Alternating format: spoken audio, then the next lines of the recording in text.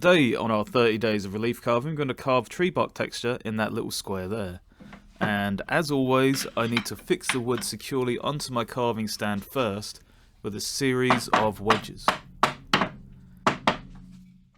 Now make sure you really pay attention to this step, because it becomes completely pointless later. As with every carving on this board so far, the first step is meant to outline the carving area and in most cases take out a large chunk of background. It's always important to get your stop cuts established first before you can then start taking away the waste.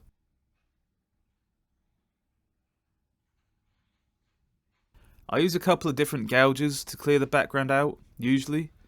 In this case, a really small gouge, which is almost like a V-chisel, and then a larger, flatter kind of gouge to clear out the rest.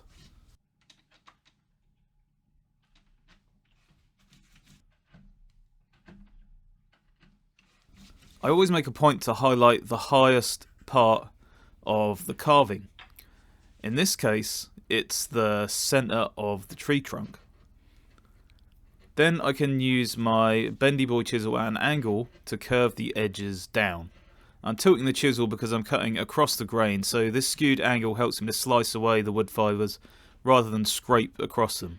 Of course, it also helps to have a sharp chisel when doing something like this, and I didn't learn to sharpen for quite some time after I began woodworking, and that was a really dumb idea.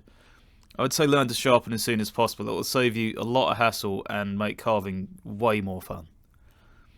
After the carving was done, I started drawing on the bark using some references. At this point, I'd like to thank my supporters on Patreon. You've already helped me pay for wood and some tools for a video, and with bigger ideas coming up this year, who knows what else we might achieve. Thank you very much, guys, for your help. I appreciate it. With the bark drawn, I could then use the corner of the chisel to create the stop cuts between the different chunks of the bark. It's important to note that the trees have a kind of natural random patterns and textures on them, so if you break a chunk out that you didn't intend to, no big deal. You know what we call that? We call that free texturing. Now it's all about making layers, making all these separate chunks look like they're different heights from the log. Once again, we do this with a flat chisel, held at an angle, to cut little slivers out right up to the stop cuts we made earlier. I'd like to point out that whenever you see a straight on shot like this, it means the camera is where my head should be, resulting in the following neck and arm gymnastics.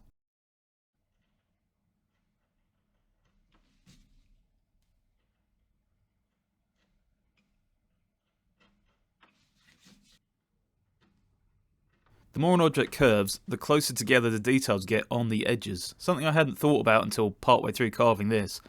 So I drew on a few more bark pieces on the edges just to help make that curved perspective more convincing.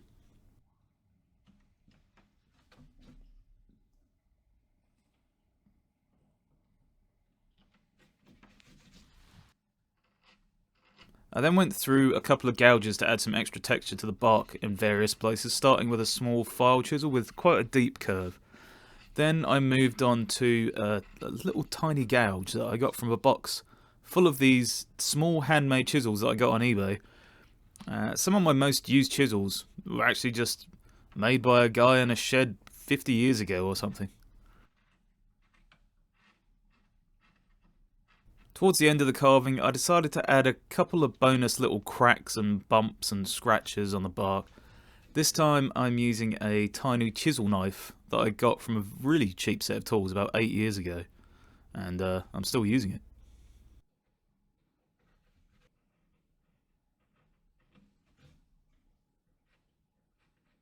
Kids, don't forget to brush your wood before oiling.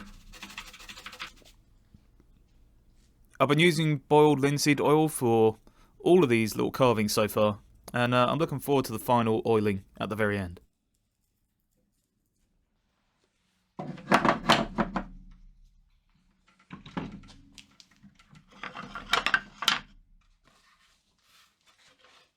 I actually think of all the carvings we've done so far, this is easily my favourite one, probably because it's so kind of weird and not really following a particular pattern like the other ones do, maybe. I kind of felt the same way about the feather, but this one has definitely been my favourite. If you want to see the rest of the videos, there is a playlist linked in the description. Thanks very much for watching. Next time, I think we'll do the chain, which is right next to the log. Thanks for watching. I will catch you again next time.